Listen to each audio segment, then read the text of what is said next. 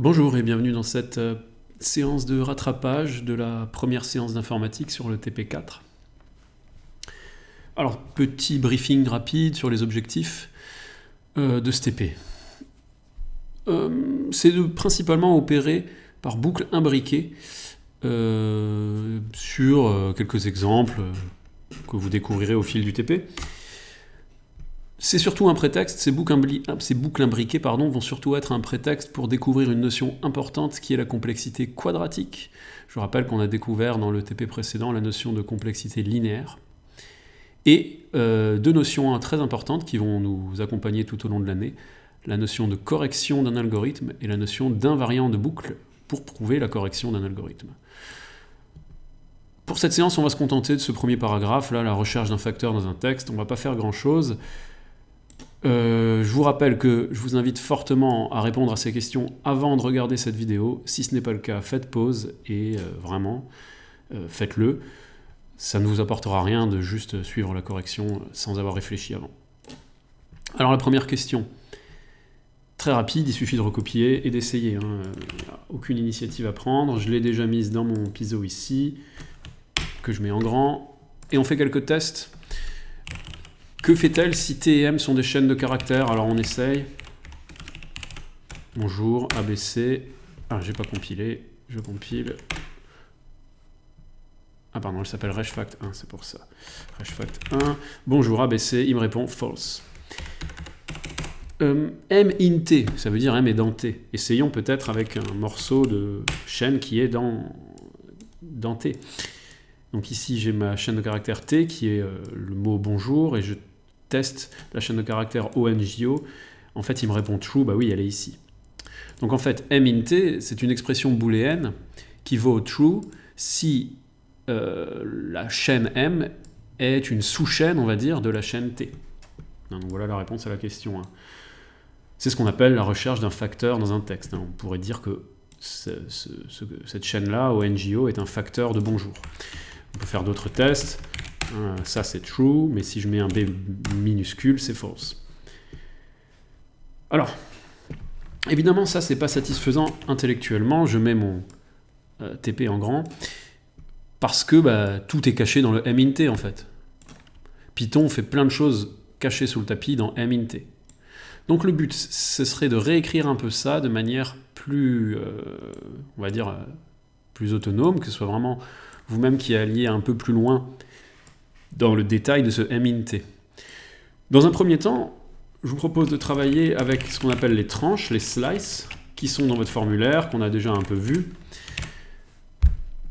Je rappelle que, je prends mon brouillon, je rappelle que quand vous regardez T, crochet, I, 2 points, J, ça vous fait le sous-tableau formé des éléments d'indice I jusque J-1. Sur le même principe qu'un range. Donc avec ça, essayez de fabriquer une fonction reg2 qui fait la même chose, regfact2 qui fait la même chose que regfact1. Comme d'habitude, je vous invite à réfléchir de manière abstraite sur papier avant. Un algorithme, c'est une idée, c'est pas forcément du Python. Quand vous avez votre idée, après passez sur Python et implémentez-la en Python. Mais si vous réfléchissez dès le début dans votre console Piso, vous censurez en quelque sorte. Vous évitez, vous pensez directement dans un langage, directement dans un cadre précis, et vous allez vous censurer. Alors que si vous pensez sur papier, vous faites ce que vous voulez. Je vous laisse réfléchir à ça, n'hésitez pas à mettre pause dans la vidéo. Alors, quelques indications si vous bloquez, et début de correction sinon. Voilà l'idée de mon algorithme. J'ai un mot, imaginons, c'est que je vais représenter en fait, ou une chaîne de caractères, que je vais représenter par un peu comme un pendu. Imaginons que voilà, il y a un certain nombre de caractères. Pensez à un nombre très long. Imaginez que vous n'êtes pas capable de tous les voir d'un coup d'œil. Sinon, évidemment, c'est facile. Il faut vous imaginer un long rouleau avec des cases. Vous pouvez dérouler votre rouleau pour voir les cases une après l'autre. Et vous avez un mot plus petit et vous cherchez s'il fait partie de ce mot. Une idée naïve, et qui est très bonne, c'est de se dire, imaginons le facteur que je recherche, il est de taille 3. Le plus simple, c'est de me dire, est-ce qu'il est là? Pensez si par exemple c'est bonjour, B-O-N-J O, U, R, etc. Et vous cherchez, je sais pas moi, la suite de caractères NJO. Bah, elle n'est pas là, ok, on passe à la suite. Est-ce qu'elle est là? Non. Est-ce qu'elle est là? Oui, j'ai un NJO là, c'est bon. Je peux m'arrêter et renvoyer true. Imaginons je cherche autre chose, je sais pas, je cherche ABC. Bon, je l'ai toujours pas. Je vais regarder là, je l'ai toujours pas. Et ainsi de suite. Je poursuis jusqu'à la trouver, éventuellement. Et si j'ai rien trouvé à la fin, bah, je peux renvoyer false. Ça me semble être l'idée la plus basique. Alors maintenant, il n'y a plus qu'à la mettre en place. C'est juste une histoire de compter. On peut manipuler des tranches en Python, c'est-à-dire je sais comment obtenir la chaîne de caractères que je viens d'encadrer ici, ou celle-là, et ainsi de suite. Ça, on va le faire avec des tranches. On va comparer donc ces tranches à chaque fois, celle-ci, celle-ci, et ainsi de suite, de T avec M. Il n'y a plus qu'à faire et à voir un peu, à faire attention aux indices. Alors, donc, qu'est-ce qui varie là-dedans? Bah, c'est le point de départ de ma tranche. Au début, je vais regarder T de 0 à, sur mon exemple, je regardais T de 0 à T de 3, ou T de 0 pardon, à T de 2, T de 1 à T de 3, T de 2 à T de 4, etc. Ce qui compte là-dedans, déjà, la longueur de M va jouer. N égale lnm, ça va être un objet important. Et puis, for i in range 2, bah, on va aller... je vais laisser un blanc pour l'instant, c'est un truc qu'il va falloir compter.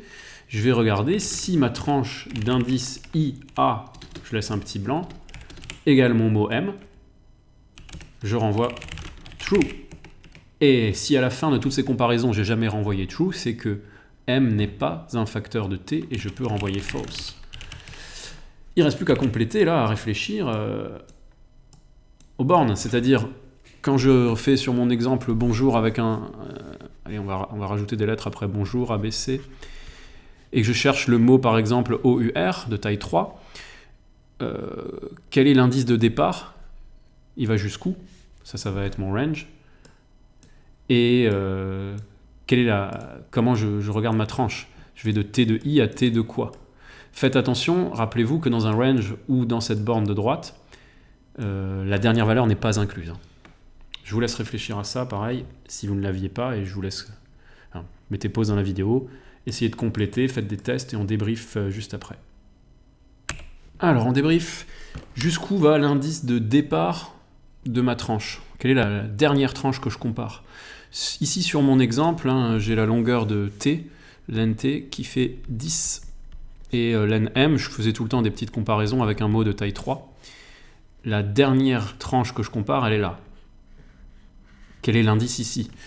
Indice, on va compter, 0, 1, 2, 3, 4, 5, 6, 7. Ce 7, c'est un 10 moins 3. C'est l'NT moins l'NM.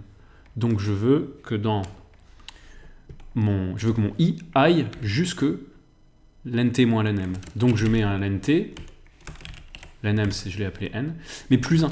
Rappelez-vous que la dernière valeur d'un range n'est pas prise. L'NT moins l'NM, c'est-à-dire N, plus 1. Ensuite, comment marchent les tranches? Si là j'ai T de I, là j'ai T de I plus 1, j'ai T de I plus 2. La bonne manière de voir les choses, plutôt que de réfléchir au dernier indice, c'est de penser en termes de longueur de la tranche. La tranche doit être de longueur n. On compare le mot m, qui a une longueur n, avec une tranche de même taille, taille n. Donc i plus n. Certes, l'indice i plus n ne sera jamais pris, mais ce n'est pas ce qui nous intéresse. Nous, ce qui nous intéresse, c'est qu'il y a les indices i plus 1, i plus 1, i plus 2, blablabla, i plus n moins 1, il y en a n. On essaye, on réessaye sur les mêmes exemples qu'avant. Bonjour, faites le test avec le OUR de fin pour voir si vous avez bien pas de problème sur la dernière tranche. Il me dit true, c'est bon. Rajoutons une lettre en plus. False. Ok, ça marche. Alors, je reviens sur le TP. C'est toujours pas super satisfaisant parce que cette instruction dans Python là, cache aussi des choses sous le tapis. Dans cette chaîne de caractères égale cette chaîne de caractères, Python cache des choses sous le tapis. Comment est-ce qu'il compare ces deux mots de même taille? C'est pas clair. Donc si par exemple on voulait répondre à la question quelle est la complexité de notre fonction, combien de comparaisons sont effectuées, on ne saurait même pas, parce qu'on ne sait pas ce que Python fait dans le petit passage que je vous surligne ici. Donc question 3, ça nous amène à la question 3, on va vraiment écrire la fonction regfact entièrement à la main, et pour ça on va se baser sur la regfact 2, sur ce qu'on a là au-dessus, qui est, on va dire très bien, sauf ce passage. Ici il y a une comparaison de deux mots de même longueur, faite par Python, j'aimerais que vous la fassiez vous-même. Alors, à vous de voir, plusieurs manières de faire. Je vous suggère dans la question de faire une boucle while, qui recrée ce travail. Mais vous pouvez faire aussi une boucle for si vous voulez. J'ai écrit while pour vous guider. Tout ce que je veux, essayer de faire un truc malin, essayer de faire déjà un truc qui marche, et puis après un truc malin, essayer de faire le moins de comparaisons inutiles. Et encore une fois, vous allez avoir cette idée en réfléchissant de manière abstraite sur papier, et ensuite vous implémentez, c'est-à-dire vous mettez ça, vous transformez votre idée en du Python. Donc, question 3. Vous avez deux mots de même longueur. Je vous fais juste un petit schéma avant, pour faire ce morceau manquant là. Disons que vous avez deux mots de même longueur et vous souhaitez en fait une fonction. Vous pouvez faire une fonction auxiliaire que vous utilisez là-dedans, ou vous pouvez juste remplacer ce bout de code par un autre bout. En tout cas, vous voulez une fonction, ou du moins un algorithme, qui vous dit si c'est le même mot ou pas.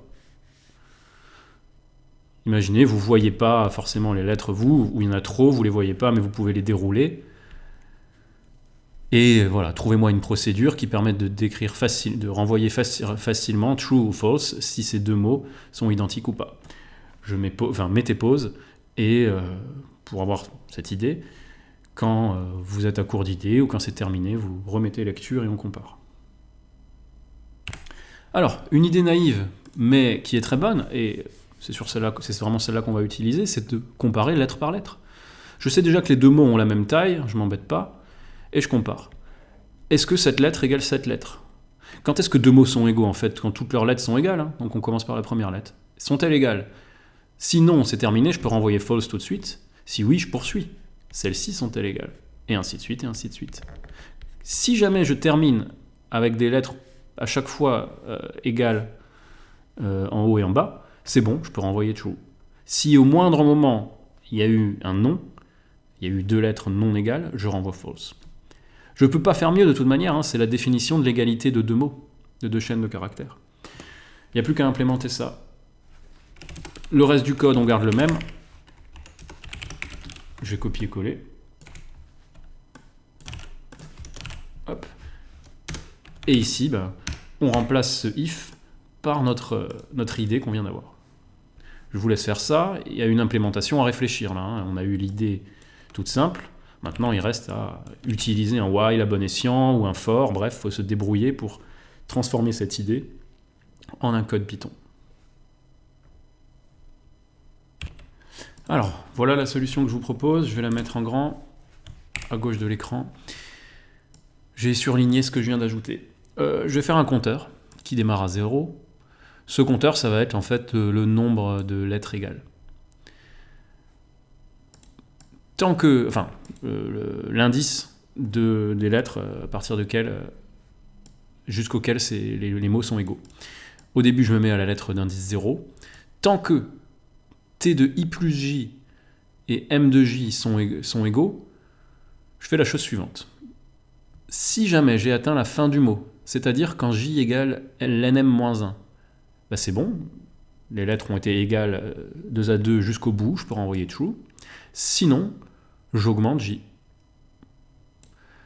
Donc ce qui va se passer, c'est la chose suivante en fait. Tant qu'elles sont égales, j'avance, jusqu'à éventuellement atteindre la fin et renvoyer true.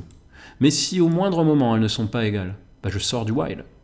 J'atterris ligne 18, je renvoie faux. On teste avec les exemples d'avant. Bonjour, avec juste la comparaison avec juste le OUR de fin, il me dit true, je rajoute un A, il me dit false, c'est bon. Je réessaye par exemple au début avec le BONJ, c'est bon. Voilà. Donc voilà pour cette première partie. Avant de s'arrêter, juste un petit aperçu de la suite du TP. Vous remarquez du coup qu'on a un while dans un for. On a des boucles imbriquées. Hein. Donc si on veut compter le nombre de comparaisons qui sont faites, par exemple ici dans ce while, cette comparaison est répétée à chaque étape du while, mais elle-même est dans un for. Et donc chacune de ces répétitions seront répétées dans le for. Donc il va y avoir des multiplications à calculer en termes de nombre de comparaisons effectuées. Donc là, on a vraiment déjà un aperçu de ce qu'on appelle la complexité quadratique. On en reparlera plus en détail dès la semaine prochaine. Voilà, à bientôt.